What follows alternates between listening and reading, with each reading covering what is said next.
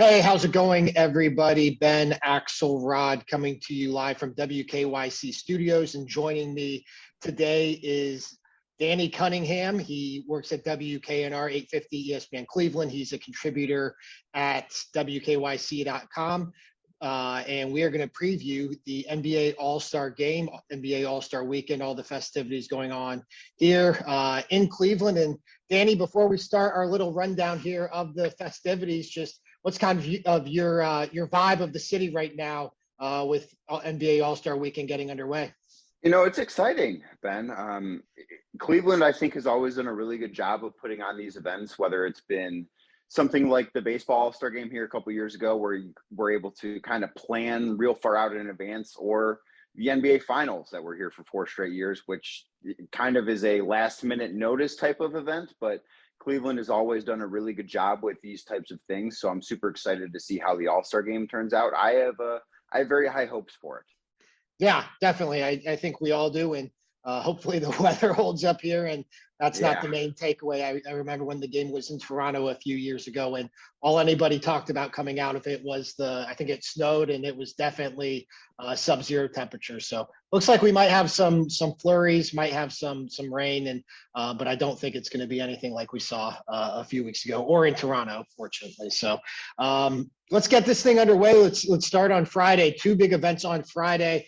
We'll start with the NBA, the annual celebrity game. It's going to take place at the Wolstein Center. Your lineup includes MGK, Jack Harlow, Tiffany Haddish, Myles Garrett, Justin Bibb, Quavo, Boobie Gibson, Anderson Varejao, and many others.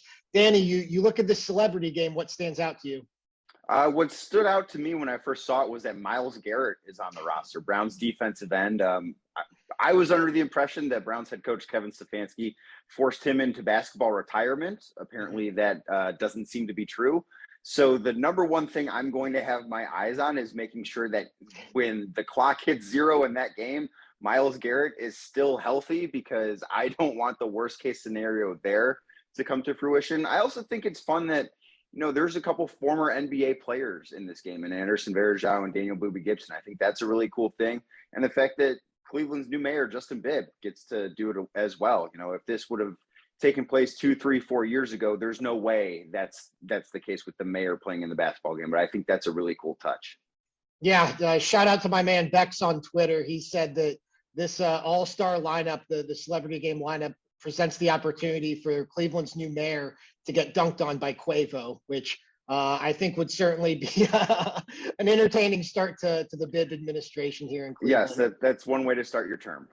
And I think Anderson Varejao, this has to be the shortest term, right, from a player to go from an active NBA roster to the celebrity game. We're looking at like a 6-month turnaround here.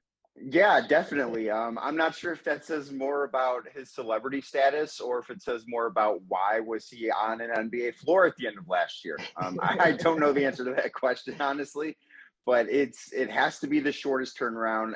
You know, he'll get a big ovation, certainly, because despite the fact that he went and played against Cleveland in the 2016 finals with the Golden State Warriors, he's always going to be someone that's beloved here. And, you know, same with Boobie Gibson for what he was able to do way back in 2007, which feels like lifetimes ago at this point, but people aren't going to forget that Game 6 against Detroit at the time, Quicken Loans Arena. Yeah, definitely makes me feel old to see Cavs legends, Boobie Gibson and Anderson Varejao, have that title next to their name. So, but yeah, I agree. It's going to be a lot of fun there at the Wolstein Center.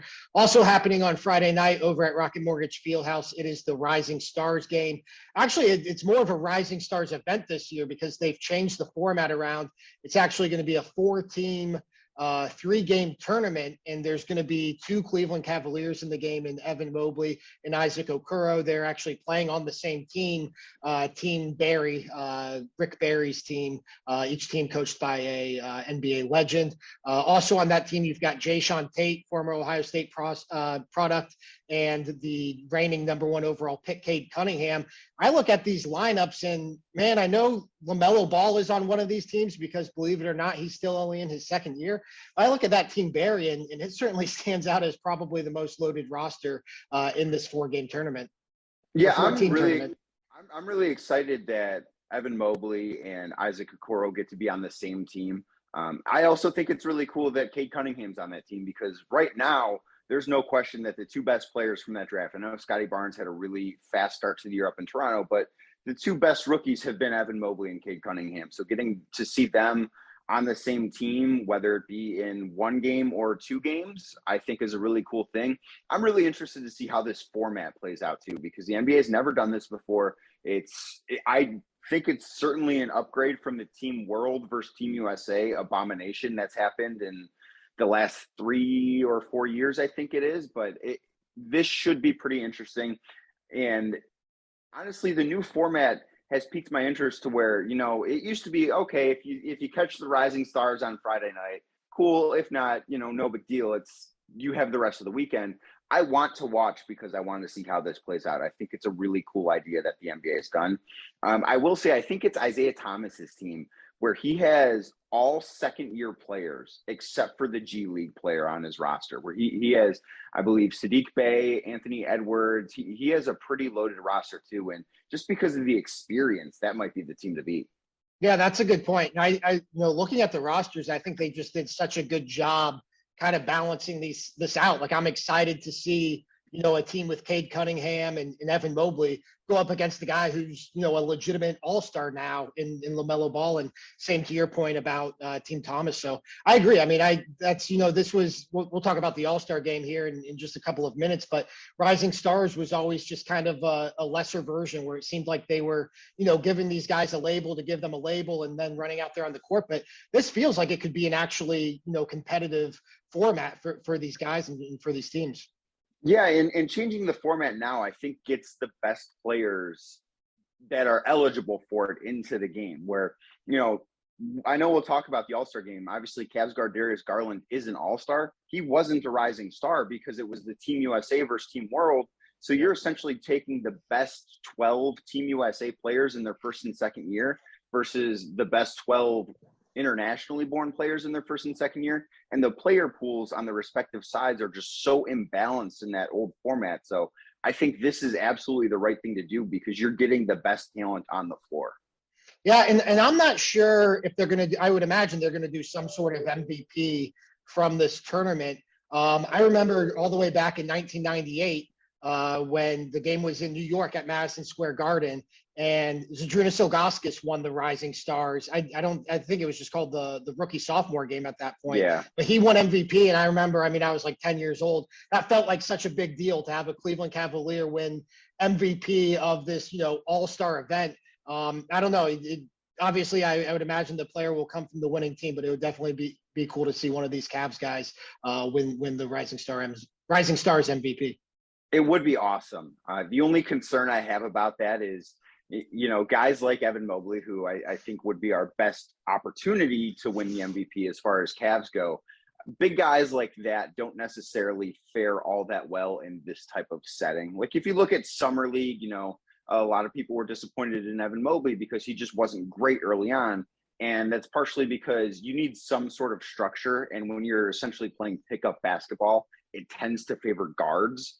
So that would be my only concern, but it would be so awesome to see him take home that honor. Definitely. And this isn't actually the only event that Evan Mobley will be taking part in as we transition to NBA All-Star Saturday night at Rocket Mortgage Fieldhouse. I think for a lot of people in town, this is kind of the big ticket in town. I know the All-Star Game's technically the main event, but Saturday night is kind of where you want to be when it comes to NBA All-Star Weekend. And it's going to kick off with the skills competition, which is going to have a little bit of Cleveland flavor. And I really like the way they divided this up. You're going to have Team Antetokounmpo, which is going to be Giannis and Alex and Giannis representing the Antetokounmpos. You're going to have Team Rookies, which is Cade Cunningham, Scotty Barnes, and Josh Giddey. And then you're going to have Team Cavs, which is Darius Garland, Evan Mobley, and Jared Allen. That's the way these teams are kind of divided up. That's the way they're going to square off. And I think you look at this, you have a lot of star power, obviously, on Team Antetokounmpo with just Giannis in and of himself. I think you have a lot of balance on Team Cavs when you look at having two legitimate all-stars in Darius Garland and Jared Allen, plus, the front runner for Rookie of the Year and Evan Mobley. But then I think arguably the team that's best suited for this format might be the rookie team with Cade Cunningham, Scotty Barnes, and Josh Giddey. So I think this one could be a lot of fun. Yeah, this will be really cool to see how it plays out. And I like the fact that, they're pairing up guys that obviously Team Cavs is different, where those guys play together every single night. But Team Antetokounmpo, where, Giannis and Thanasis are teammates, but their other brother Alex, they don't get to play with him. Or the rookie team, where it's Scotty Barnes and Cade Cunningham and Josh Giddey, where those guys, there's a good chance they'll never play together in their career, unless it's in an all-star game or some other type of event. But it's a really cool way to pair these guys all together. And I'm fascinated to see how this event plays out, because, if you think back to 10 years ago, where it was kind of like the crossover challenge, where you had a legend, a current player, and then a WNBA player that did it. And this kind of reminds me of that type of event. I think it's cool that they're bringing it back to a team format rather than just the individual skills challenge. Totally agree. Also taking place on NBA All-Star Saturday night, we've got the 3-point contest. Patty Mills, Fred VanVleet, Trae Young, Desmond Bane, Zach LaVine, Luke Kennard, CJ McCollum, and Karl Anthony Towns. Look, I don't really know how to preview this one. I think it's just kind of a matter of who gets the hot hand and who's comfortable with the format. I do think it's cool. They've got a couple of Ohio guys in Luke Kennard and CJ McCollum, who I would imagine will be the fan favorite back up here in Northeast Ohio. A big guy in Karl Anthony Towns, that's really kind of become the norm in these contests, though. We're used to having 7-footers playing in this now. But like I said, Trae Young, probably the betting favorite. But I don't really know how to preview this other than I think it's a good collection of talent and 3-point shooters. Yeah, and Ben, this is always one of my favorite events of the weekend, because the slam dunk contest can be so hit or miss, and I know we'll talk about that in a second. But just watching guys that are the best in the world at what they do go out there and knock down 3-pointers, shot after shot after shot, while not being guarded, it really shows just how good these guys are at what they do. Now, most fans will never get the inside look at an NBA practice or those guys going through shooting drills. I know you and I both have been at Cavs practices before, and you can see what it looks like when these guys are just unguarded taking 3-pointers, and it's the bottom of the net far more often than not.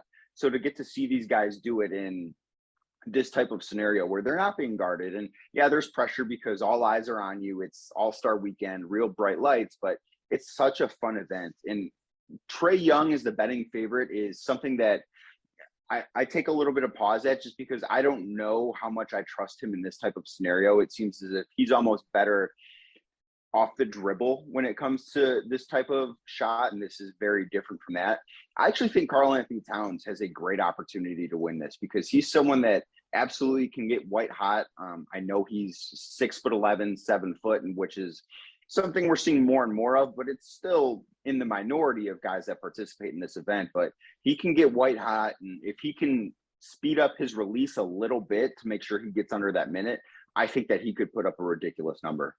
Yeah, that's a great point about being at Cavs practices, because I've been at Cavs practices before and seen Andre Drummond and Tristan Thompson squaring off in 3-point contests. And they're not just screwing around. Like they can legitimately make these shots unguarded. And I think this is going to be pretty cool. And if you haven't seen the money ball that they have at the end of each rack, we have some pictures of it on our Instagram page at WKYC.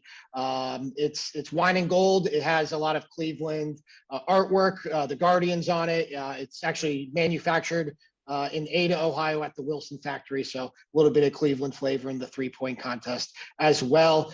Moving forward to the dunk contest, we've got Jalen Green, Obi Toppin, Cole Anthony, and Juan Toscano Anderson. I think Jalen Green is probably the betting favorite in this one. I do kind of like Cole Anthony just because I think those smaller guys, it seems like the smaller you are, the more impressive your dunk looks.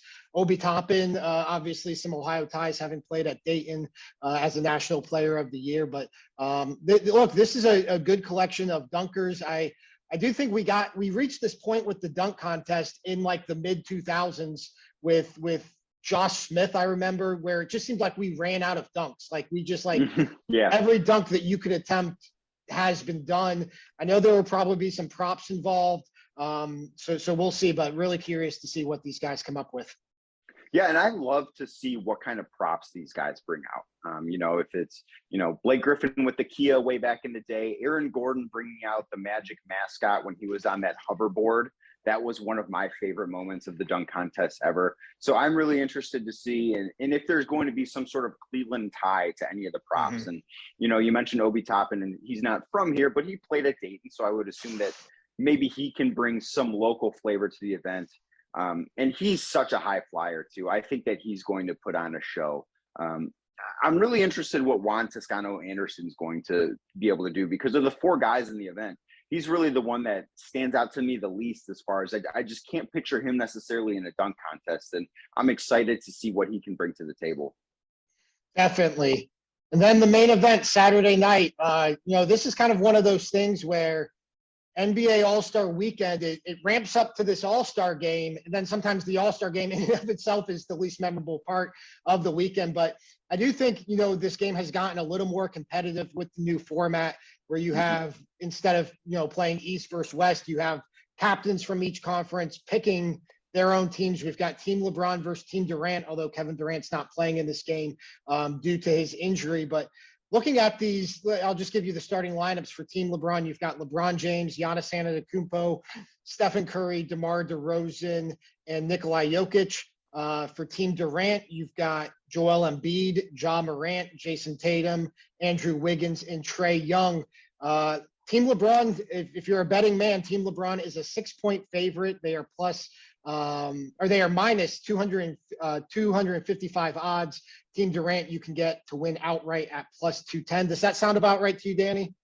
It does, yeah. And, since this format has been in place, I believe LeBron's been a captain every year, and I believe LeBron's team has won the game every year.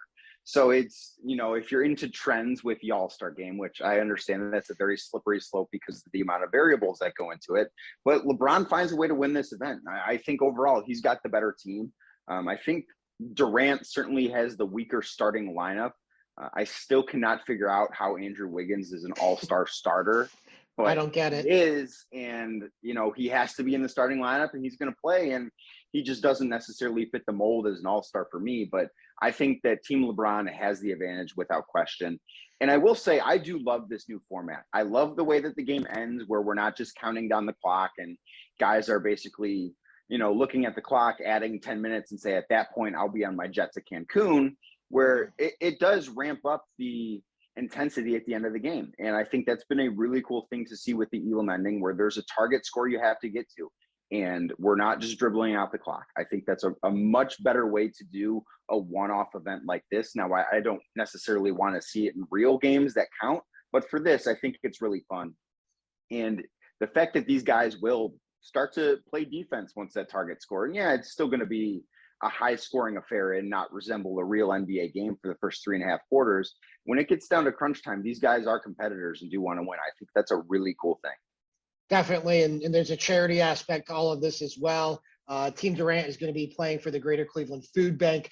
Team LeBron is going to be playing for his I Promise Fund at Kent State. And I believe there's going to be a certain donation given out for each assist in the game, and as well as for the winning team for each quarter. And altogether, it's going to be a lot of money going to both of those causes. So that's pretty cool as well. Danny, I sent you some MVP odds. Did you get a chance to look at those? I did, yes. I am. There's a couple I like. There's a couple long shots I like. I think that it's being the favorite does sound about right there. I don't like Joel Embiid up there at, I believe he's second at plus 600. It's a tough award for big men to win unless the big guy is a lights out shooter. I just think that the NBA has become such a guard oriented game, or a ball handler oriented game, that for a guy like Joel Embiid, or even way further down the list, Rudy Gobert, to win, a lot of things have to go right. And really, that means that it's also probably not going to be that entertaining of a basketball game. But I think Giannis as the MVP sounds about right, especially because if we've learned one thing from All-Star games in the past few years, Giannis doesn't necessarily know how to not play 100%. And if you're going to be putting forth the best effort and you're on the winning team, I think that it bodes well for him to potentially collect an All-Star MVP. Yeah, I agree. And he won it last year. And when LeBron picked him, LeBron took him with the first pick in the All-Star draft, called him the hardest playing player in NBA All-Star history. So he's the favorite to win MVP at plus 380. I don't really love those odds just because, you have so many guys in this game that I think you can get better value down the board. I agree with you. I don't like Embiid at plus 600, both because of his playing style and because he's playing for Team Durant. And I don't think Team Durant's going to win this game. So I'd rather stick with guys from Team LeBron. I think LeBron at plus 650 is interesting. I think Steph at plus 750 is interesting too. Steph's actually never won an All-Star MVP. And you look at the history of NBA All-Star MVPs, it's typically an established guy.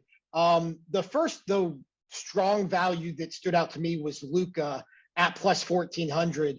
I think that he's a guy he's played in this all-star format before. He's playing on Team LeBron. I think his playing style suits the all-star game pretty well in terms of what he's able to do with the ball in his hand. So that was the first value that I thought stood out to me was Luka at plus 1,400. Yeah, that was the first value I saw as well. And then moving further down the list, another value that I really like is Devin Booker at plus 2,300 because he's the guy that can get white hot. Now, Steph Curry can as well, but at plus 750, it's just not quite as enticing. But Booker could hit 6, 7, 8 3-pointers. And then at that point, you're looking, if his team wins, that's a likely MVP candidate. So I love that. I wish I could say I loved Darius Garland at plus 2,900, but I just don't think that he's going to be able to put up the number of shots that are required for him to win the All-Star MVP.